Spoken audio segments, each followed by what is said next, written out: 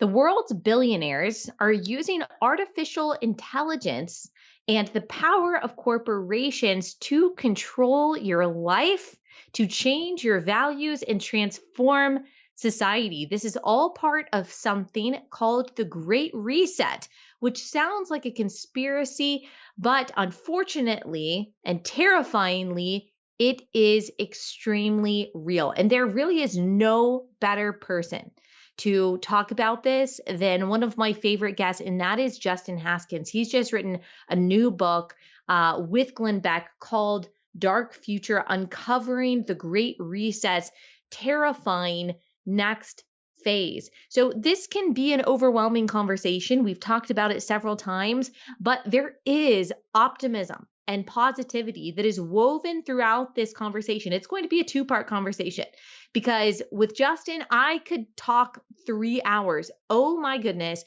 This discussion is absolutely mind-blowing, so important for us to understand. So today we're going to talk about where we are as far as the Great Reset goes, the phase that we're in right now, what it looks like, what efforts are being made to push back against it. We're going to rehash some of the things we've talked about in the past, but also layer that with new information that Justin has through his incredible research. And then tomorrow, we'll talk specifically about artificial intelligence and how that's manifesting itself and what this is going to look like and what their plans actually are. And again, how we can push back against it because we do have the power to do so. This episode is brought to you by our friends at Good Ranchers. Go to goodranchers.com. Use code Allie at checkout. That's goodranchers.com, code Allie.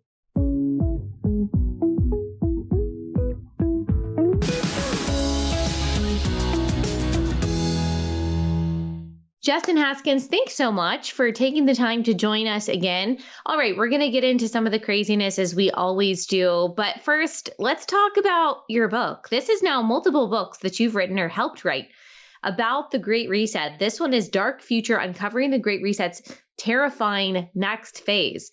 Justin, I will just say that the title of this book does not make me feel hopeful. I've been talking to you for a few years now about the Great Reset and about how terrifying it is. And you're telling me that there is a next phase that is terrifying. Okay, tell us. Just tell us. We need to know. Right. Yeah. I mean, I wish I had better news, but unfortunately, not great news. I think it's really important that people understand this information. There really is no book like this on the market today. I'm not sure anyone has exactly done a book like this. So Glenn and I really wanted to do something unique.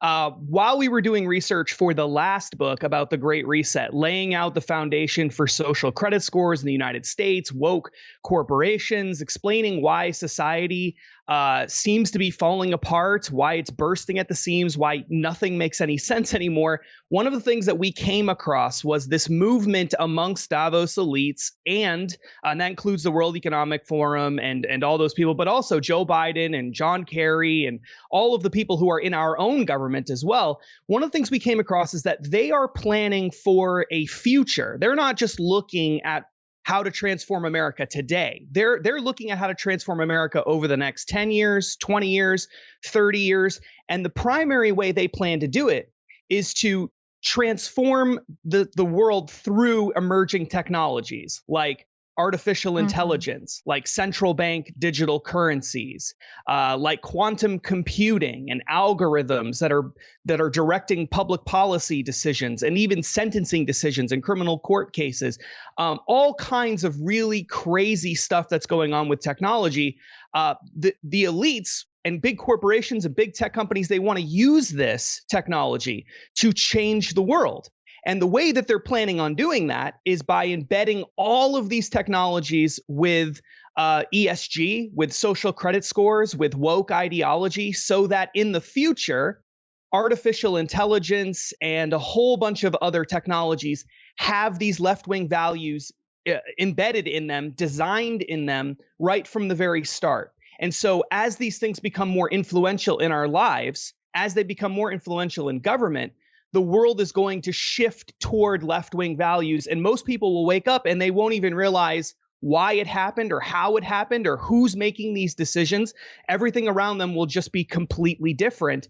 And so this book documents that. It shows what these plans are. It talks about mass surveillance and mass data collection and how exactly in the future you won't own anything. Lots of topics are covered in this. We even get into the war in Ukraine a little bit and some of the stuff that's going on there and how all that relates. So as I said, I mean, I really, truly believe, I mean, Glenn and I spent over a year on this. I really don't think there's any book that has ever been done that's quite like this. More than 1,200 or about 1,200 citations in the book. Just a massive, massive research effort. So I really hope people take the time to check it out. Even if they don't buy it, borrow a copy from somebody else. Go to the library and get a copy there if you really don't want to buy it. I mean, you should buy it, but if you're not going to buy it, at least do that because the information is too important to pass up. Okay, I have about 11,000 questions to ask about everything that you just said. So let's back up a little bit because even though you've been on the show several times, there are always new people joining in, people that, believe it or not, don't know what you're talking about when you talk about the Great Reset or talk about the World Economic Forum. So when we say the Great Reset, we are talking about a plan mostly led by people at the World Economic Forum, Davos, these major billionaire elites and major corporations, and then powerful people in different governments around the world that are basically trying to change the way the world works. So no more nationalism, like particular national interest, no more private property. Basically, we're all supposed to have this one large global cohesive society ruled by, I mean, I hate to say one world government because people think conspiracy when I say that, or maybe they think apocalypse when I say that, but really that's kind of what it is. Everyone is governed under the same rules. You don't have any kind of like personal, community, or family-centered or country-centered interest. We are all working towards this goal, I guess, of stopping climate change, of sharing everything, of getting rid of racism and inequality and all of this stuff. That's how they kind of present it. And so there are a variety of ways that they have tried to start this Great Reset. And typically they use kind of climate change as the moral premise that in order to save the world, we have to drastically change how people travel, how people live, how people spend money, how people form relationships, how people understand information, how people define truth, right, wrong, all of this stuff. They've been working really hard through the levers of power that they have, through corporations, through governments, in order to basically change how the world works to gain more central power, right? I mean, I don't even know if I'm explaining it exactly correctly because there's so much within that. There's so many different things to touch on within that, but that's like big picture, 10,000 foot perspective of kind of what's going on. Can you help us get a little bit more specific? Like what is that over the past 10 years? What does it look like? Right. So I think you laid it out really well. I think that in a more specific way, how exactly are they planning to make these transformations? Most of the effort that's being made is through the financial system and then by extension through Wall Street and corporations. So the idea is we can transform society by controlling how corporations behave. Because really, when you think about it, corporations are more than half the U.S. economy.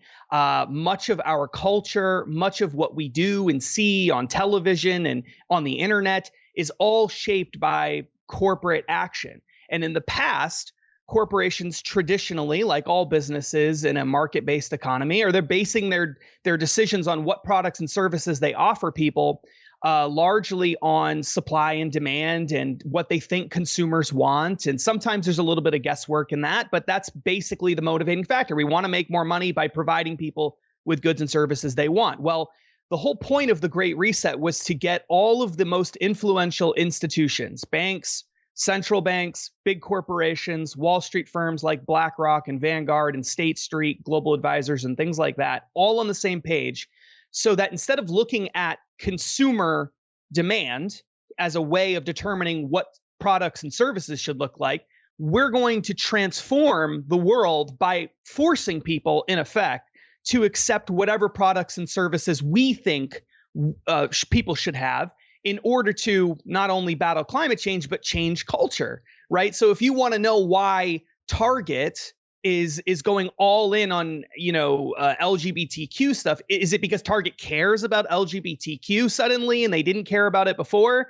Or is it because consumers actually want this stuff and that they're clamoring to get more of it? No, of course not. It's neither of those things. The reason why they're doing it is because they are being pressured to do it through the financial system, through these Great Reset type policies. And it goes back way before anything called the Great Reset existed. It's been around in a lot of different iterations for a while. But the idea is to use money through the financial system and the massive amounts of money printing that have been going on over the past decade. Use that money, use the banks, use Wall Street, use BlackRock and things like that to transform society regardless of what people want. So when Bud Light makes a decision that makes absolutely no sense by hiring a transgender spokesperson to sell beer to a bunch of people who really are not, that they don't find that appealing at all, the reason why they did that is not because they thought their customers wanted it. They were doing it because that's where the Wall Street money, that's where the banking money, that's where all of that is going. And they're chasing those dollars, not the dollars that regular consumers have.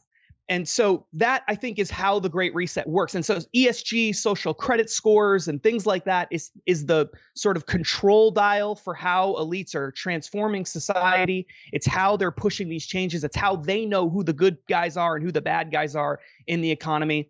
I think that's the idea behind the Great Reset, is to transform everything so that Europe and America and eventually the whole world all look the same, both culturally, in terms of their social contracts and their governing structures and everything. And it's all being done through the private sector rather than just through government mandates.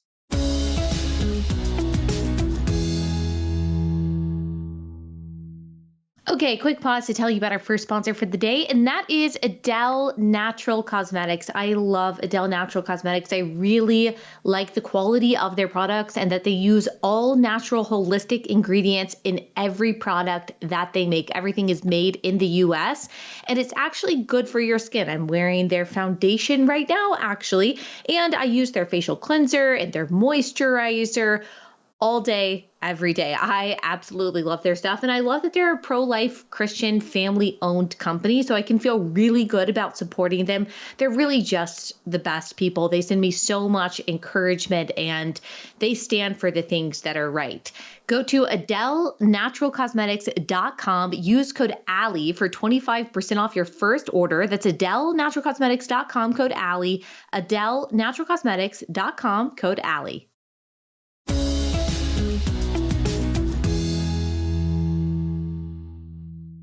So basically, these ESG scores, the environmental, the social, and the governance, these companies are trying to get a high score on all of these things. Environmental, obviously, they're doing things ostensibly to push back against climate change and to help the environment. Social would be pro-LGBTQ, pro so-called racial equity, pro-BLM. They happen to all be progressive values, which I do want to talk about in a second, which it's just interesting. It's interesting.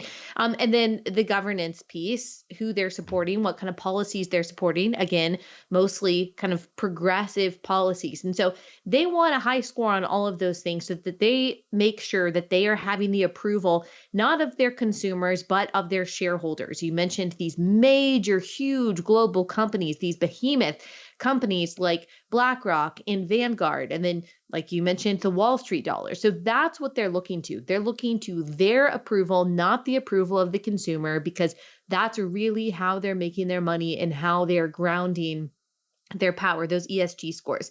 Now, this might be a very stupid question, but I was thinking as you were explaining all of this, which we've talked about several times, but where exactly did this start? Who is who is calculating these ESG scores? Like, is there someone in a room that's saying, okay, you have a good ESG score, and so like let's post that somewhere so that BlackRock can see what your ESG score is?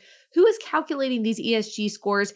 And who came up with ESG? Was it Davos? Were they sitting in a room and in 2001 and they decided that this was going to happen? Or like what was the origin of it and who is controlling it right now?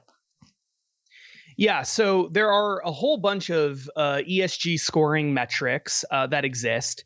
The World Economic Forum, the Davos people, they created an ESG scoring system that they hope is going to become sort of the standard bearer throughout the Western world, because there are a bunch of them. That's actually one of the main complaints from these corporations participating in it, is that there's too many different systems. But for the most part, there's a handful of really influential ones, and they all are tied to various parts of the financial system.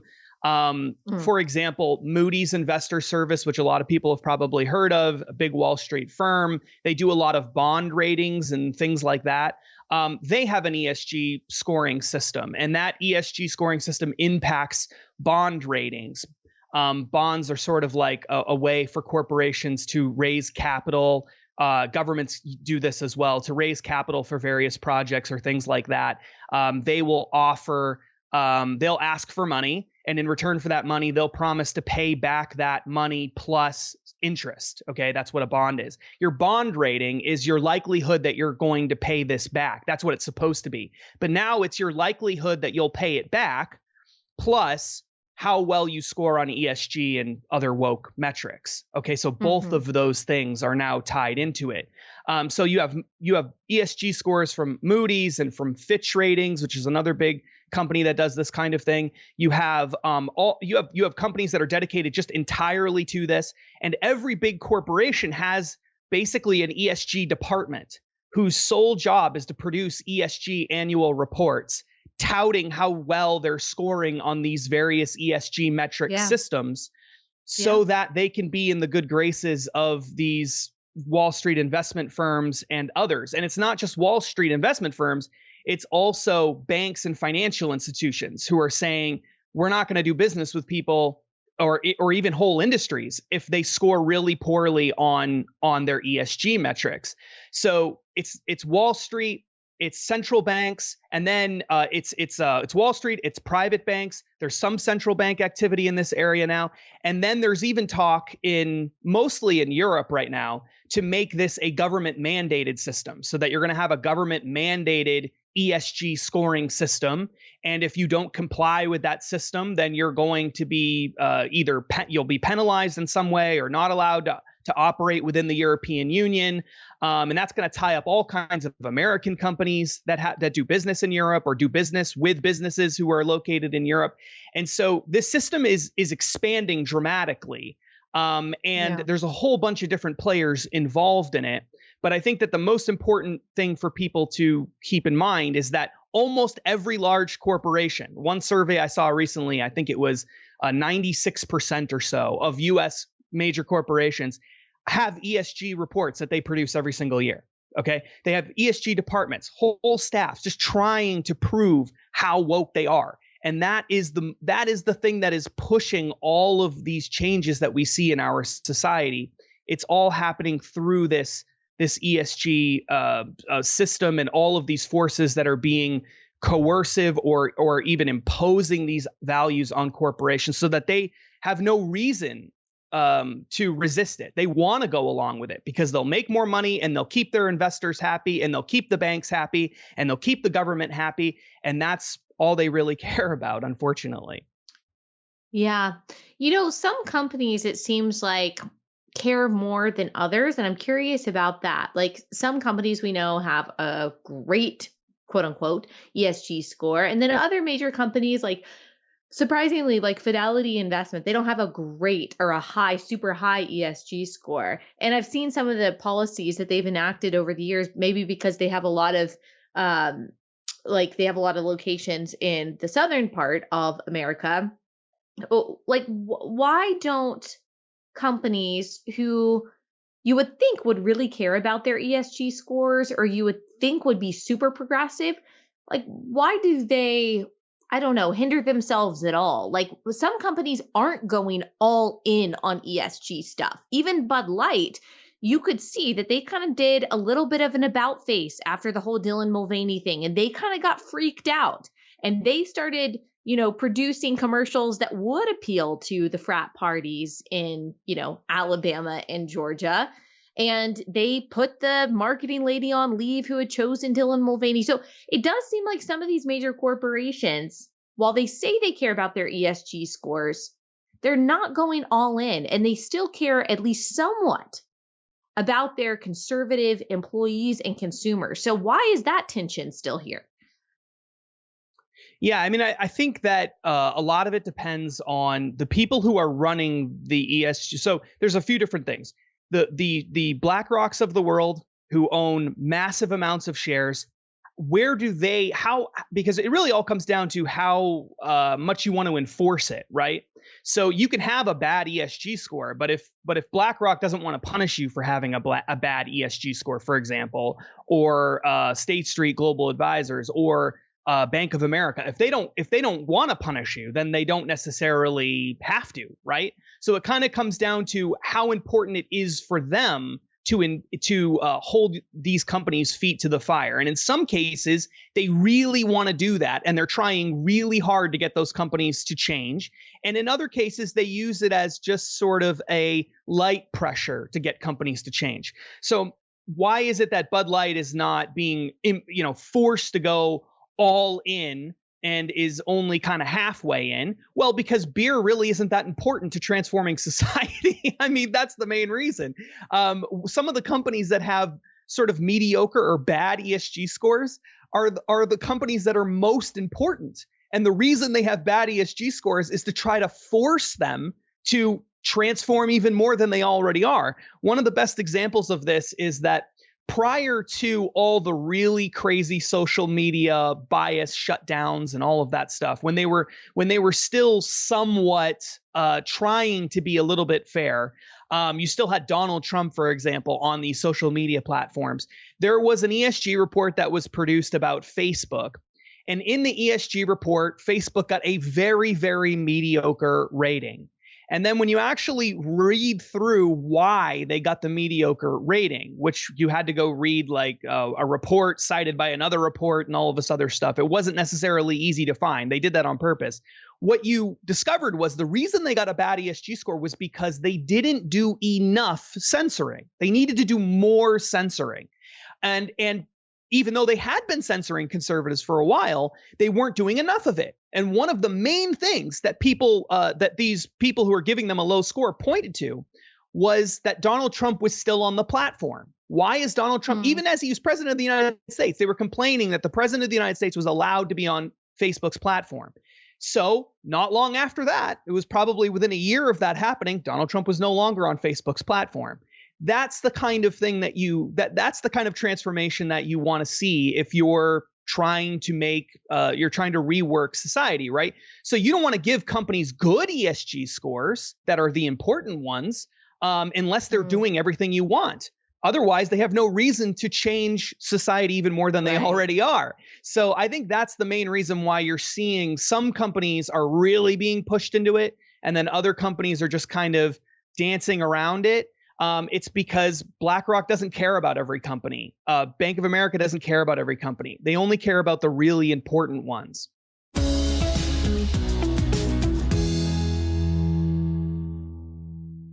All right, next sponsor for the day is another amazing company, and that is 7 Weeks Coffee. This is a pro-life coffee company. They donate 10% of every sale that they make on their coffee to pregnancy centers. Now they're supporting over 500 pregnancy resource centers across the country. They've donated over $130,000 in their first year to these pregnancy resource centers. You know that these centers are providing real, tangible hope materials for families in crisis who choose life for their babies. So you can get top-notch, organic, sustainable coffee from 7 Weeks Coffee, while also knowing that you are supporting life. You're supporting the dignity of babies inside the womb. So it's really just a win all around. I love their coffee. Go to 7weekscoffee.com. Use code Allie at checkout to save 10% on your order. That's 7weekscoffee.com. Use code Allie for that discount. 7weekscoffee.com, code Allie.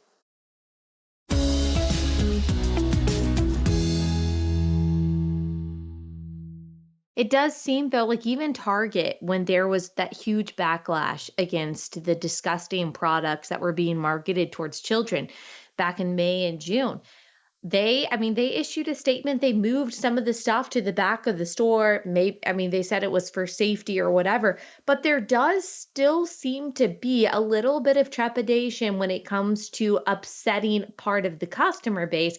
And I guess it's just something that they're still trying to balance as this transformation of society keeps, occurring. And so maybe one day they won't care about the consumer at all. They'll just be able to say, okay, you can't shop here and we don't care whether, you raise a ruckus about it.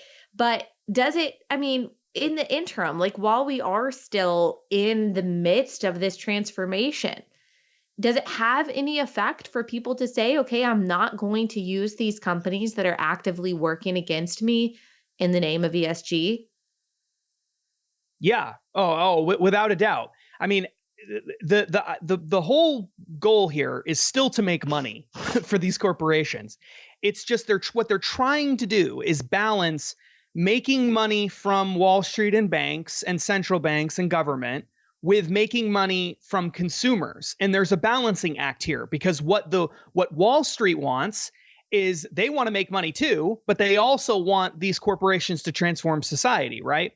Not everybody on Wall Street, but the really big firms that we're talking about here. And the same thing is true with banks as well. They also want to make money, but they also want to see the end of all fossil fuels. Okay, that's an open goal from the largest banks in the United States. So there's a balancing act that's happening here. And what I think is going on is you have these corporations being pushed in the direction of these various goals, these various ideologies, and they're testing the limits of what they can get away with. And sometimes they go over boundaries and they didn't realize that they were going to do that until it happens. And then they have to retreat back a little bit. But what they're being told behind the scenes is, look, you're doing the right things. Give it enough time. Society is going to change. Culture is going to change. The education system and the media and Hollywood and music industry and all of that is working. It's going full steam to change everything. You're not going to have this pushback forever. So don't worry about it. You're going to be taken care of. Everything's going to be fine. You don't need to totally run away from this whole thing. And so I think that's really what's going on here. They still want to make money from consumers. There's no doubt about that. But consumers are not the most important thing. Otherwise, they would never have even tried these things in the first place, right? So when people resist against this, when they boycott these companies, when they come out, saying, look, we're not going to be a part of this. This is not my values. It absolutely has a huge effect. It does slow things down. But at the end of the day, if we don't fix the other parts of the problem, then eventually the culture will change to the point where people who are doing this are in such a minority position that what they want doesn't really matter anymore. And that's going to happen unless we fix the education system, unless we stop all of this manipulation from Wall Street and Hollywood and the music industry and all of that too. Because basically they're playing a long game here. They're not playing for right now. They're playing for the next 20, 30 years. And we have to start thinking that way as well. And why progressivism? Why gender fluidity? Why so-called equity? Is it because these ideas, these progressive ideas, basically make the family and the individual and societies and communities and nations weaker? I mean, that's what I think. I highly doubt that George Soros really has some just, I don't know, deep sense of compassion for a gender confused child. I think part of it is also with that, the pharmaceutical companies, how much money they make and all of that. But to me, it's because progressivism almost always means weakness. It tears down the things that make us strong, that make us cohesive, that give us a good foundation, a sense of national pride.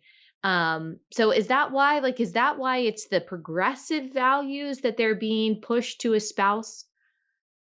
Yeah, I mean, there's actually like quite a few theories about the motivating factors of, say, BlackRock and State Street and Wall Street firms and banks and stuff. There's a really good argument that can be made that the reason they're doing it is purely just money. It has nothing to do with anything other than money. But the reason why they think that they can make money off of it is because they know that government institutions and central banks and others have been so infiltrated with people who think like George Soros that the idea is they have to do this if they want to still chase these big government subsidies and massive bailouts and money printing and all of this other stuff. And so I think what you have is you have very different goals. They all have, I think a lot of the corporations are just chasing money. A lot of the banks even might just be chasing money. They're trying to keep the government happy and all of that. I think the people in government, the people in academia, the people who are pushing this from that other perspective have more of an ideological bent that's similar to what you just described. I think that is absolutely the case. You can easily prove, though, that this is not really about compassion or kindness or diversity or anything like that. It's very easy to do. The way you do it is this. And no one, I've never heard anybody from Davos be able to disprove this in any way. If these companies and if these banks and if the World Economic Forum and if all these people really did just care about all these goals, then the last thing that they would do is be completely 100% in bed with countries like China, who are notorious human rights violators based on basically any metric that you can come up with.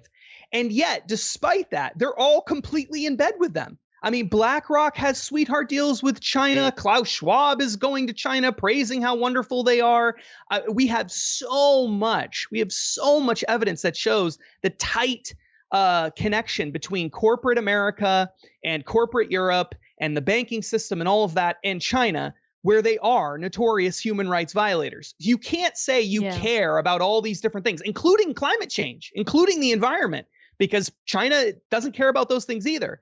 You can't say you care about those things and then turn around and do massive amounts of business, hundreds of billions of dollars of business with China. That just doesn't make any sense at all. So this is definitely not about helping people or being compassionate or anything else. I think it's about cronyism. It's about corruption. It's about power. It's about money. It's about transforming society. Depending on the player you're talking about, they have different goals, but they all have one thing in common. And that thing is they have a reason to want to transform the United States. And that's exactly what they're doing.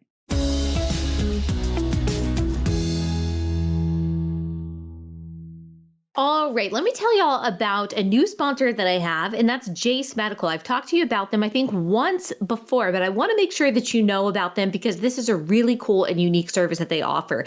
Jase Medical is the only service in the United States that prepares you for medical emergencies with antibiotics and the prescription medications that you take on a daily basis. So through a telemedicine process, they prescribe you or they allow you to get these antibiotics, to get your prescription so that you can stow it away for times of potential emergency. I mean, you know that with the supply chain, with everything that's been going on, I mean, we saw this with the instability of COVID, that we're having medicine shortages. You don't want that in an emergency. You at least want to be able to have the antibiotics your family needs in case they come down with an infection. And if you rely on a prescription medication on a daily basis, you want to make sure that you have access to that no matter what's going on in the world, at least for a period of time. That's why Jase Medical exists. Like, I'm really excited about this. I plan to go through the process myself. Like, my family, we've got prescription medications. Also would love to have a stash of antibiotics just in case. It's just another way that you can feel secure just in case things really do hit the fan. Go to jasemedical.com. Use code Allie for a discount. That's jasemedical.com, code Allie. jasemedical.com, code Allie.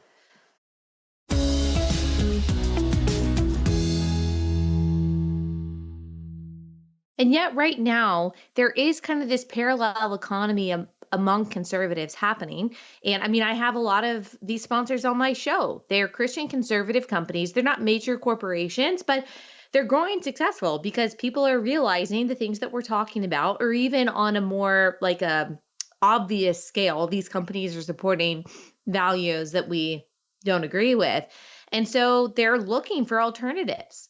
And so, how long do you think that this is going to be allowed to go on? That we're allowed to have this America loving, pro life meat company, diaper company, makeup company, that again, they're not major corporations, maybe transforming society, but more and more people are starting to vote with their dollar. I can't imagine the people who are trying to transform society through corporations are going to tolerate that for very long. But do you have some hope that I see that shift happening definitely since COVID, this parallel economy that's going on, and I'm excited about it, but I don't want to get my hopes too high.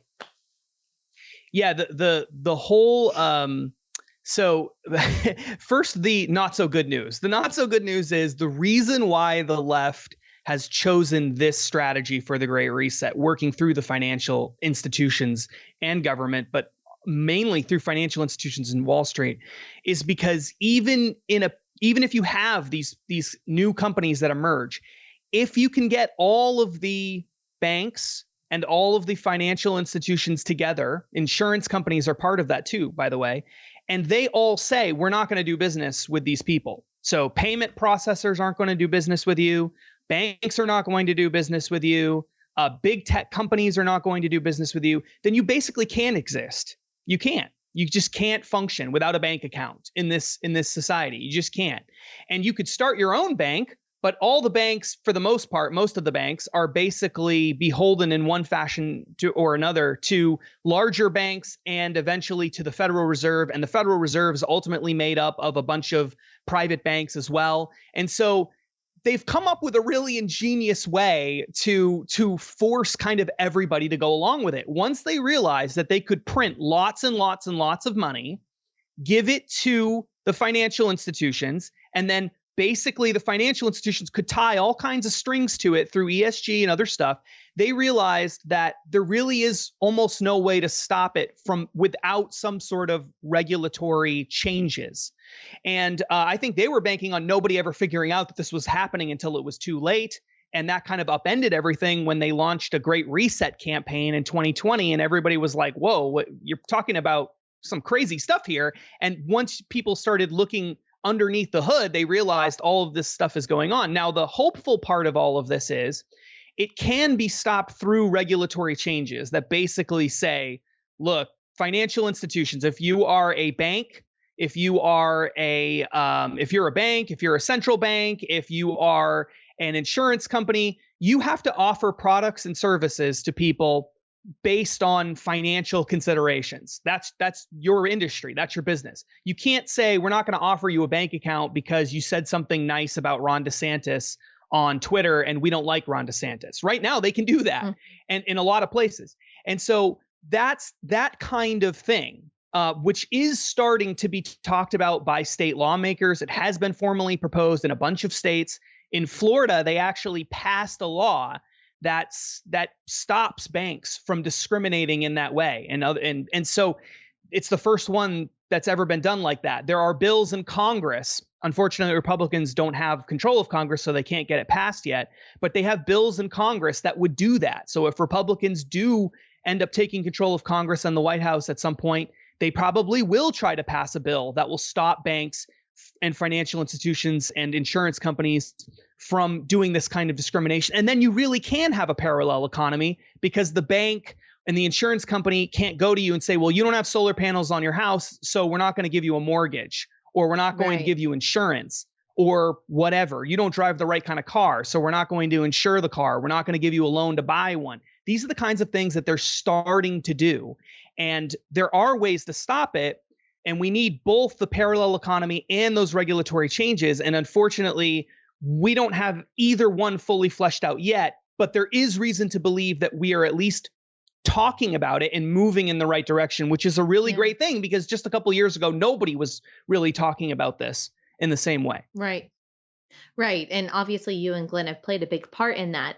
Does it break down among the politicians who get it, who really understand what's going on? And I would guess that they're few and far between, even like on the Republican side. Um, does it split though, typically along Republican Democrat lines? Like, is there any bipartisan agreement that, ooh, this is probably not great? I don't really like the idea of the world's billionaires being able to dictate American society and, personal choices that Americans make based on their kind of arbitrary metrics. Or is it just really a conservative position to push back against this stuff? Yeah, from what we've seen, and I've worked with state lawmakers in states all across the United States on this issue, in Florida and in Kansas and in New Hampshire and a whole bunch of other places in Idaho. Some of these places are very deep, deep, deep red places where Republicans have run everything for a very long time. Like Idaho, for example, is one of those things. And what we found is that the people who are most likely to stop this are actually establishment Republicans, not anybody else.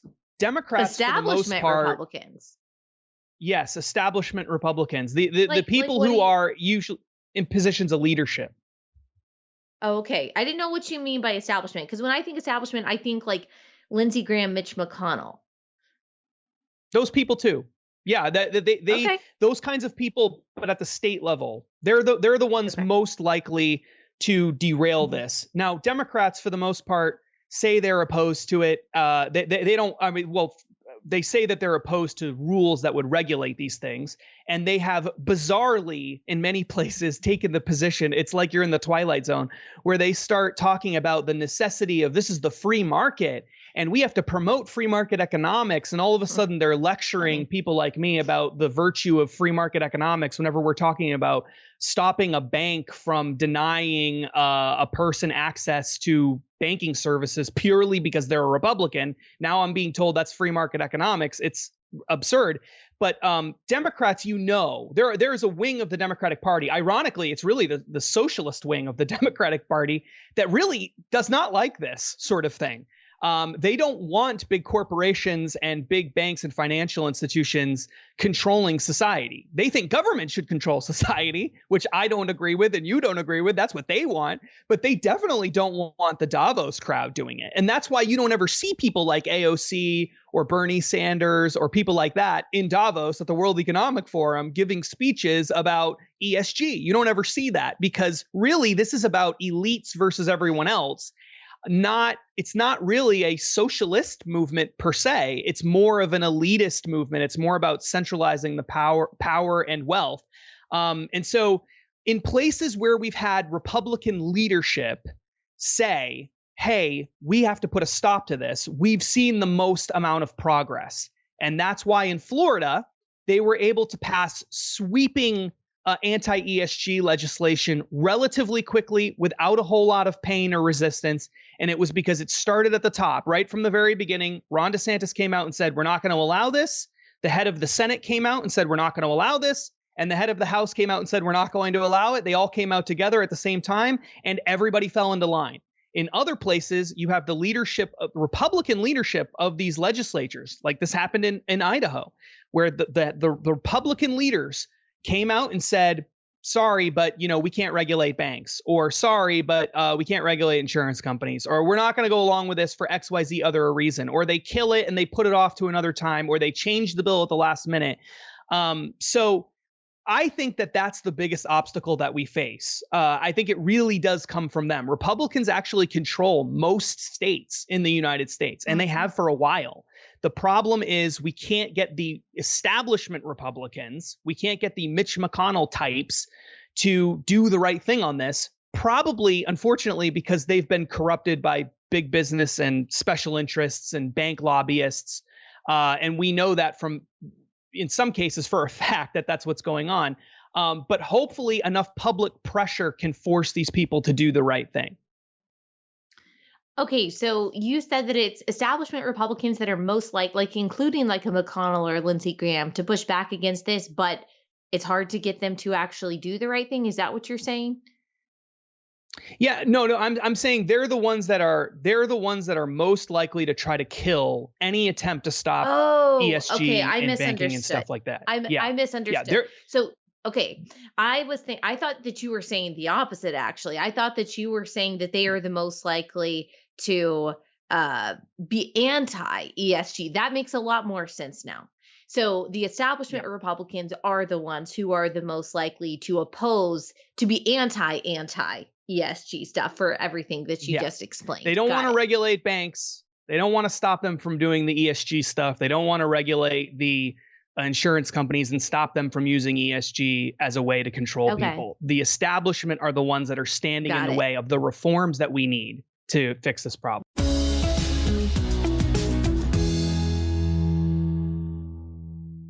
Okay, last sponsor for the day, and that is Naturally It's Clean. We use Naturally It's Clean, the cleaning products in our home. I feel really good about them because they're super effective. They use plant enzymes to actually clean the surface that you're cleaning, but they don't include a lot of the toxic ingredients that you get in your standard cleaning supplies. They don't have fake fragrances. Everything is made in the US. I really like that. I love that the company is owned by people that share our same values. I really love the carpet cleaner and also the floor cleaner. I really love everything, the multi-surface cleaner too. But the floor cleaner, it really does the work without you having to scrub. I had something like caked into my floor the other day. I really didn't want to take the effort to like use some elbow grease to get it out. So I just sprayed some Naturally It's Clean floor cleaner concentrate on it. I let it sit for a second and then it almost totally disintegrated and I was able to easily just wipe it up. That's true about their carpet cleaner too. And so it really, really works, but it's safer for your family. Go to naturallyitsclean.com/Allie. You can get 15% off for a limited time. Naturallyitsclean.com/Allie.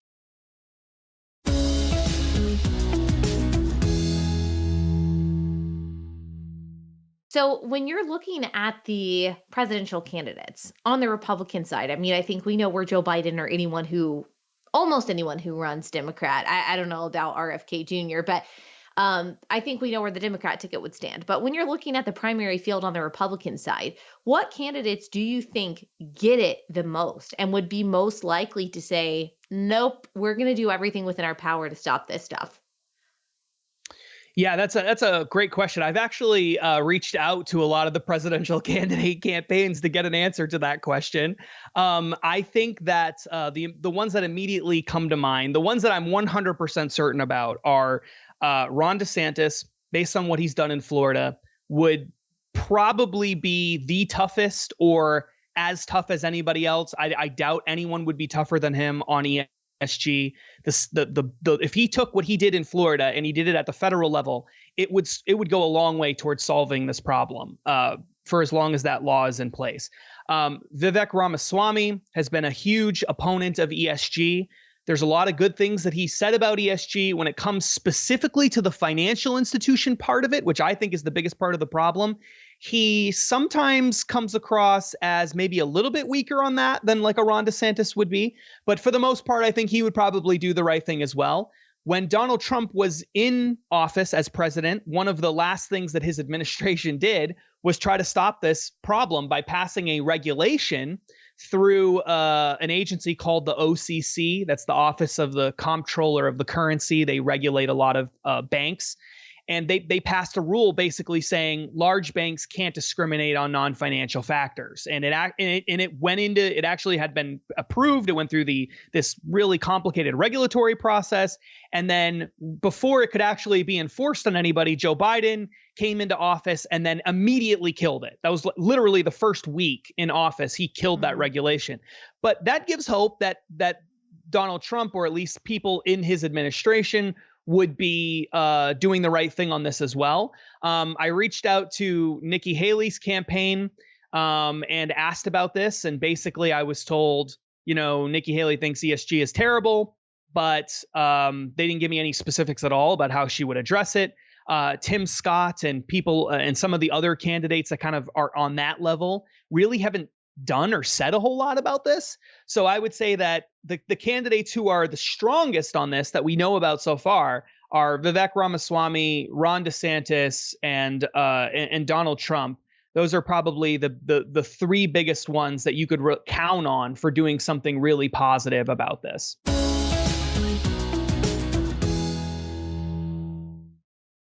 What did I tell you guys? A fascinating conversation, right? Every time I talk to him, my mind is just blown. And that we haven't even gotten to in this conversation, like what I intended to talk to him about, which is more artificial intelligence. Also, the plan that the UN is cooking up and for basically world domination. Some of the things that the WEF talked about this summer. I mean, it is wild.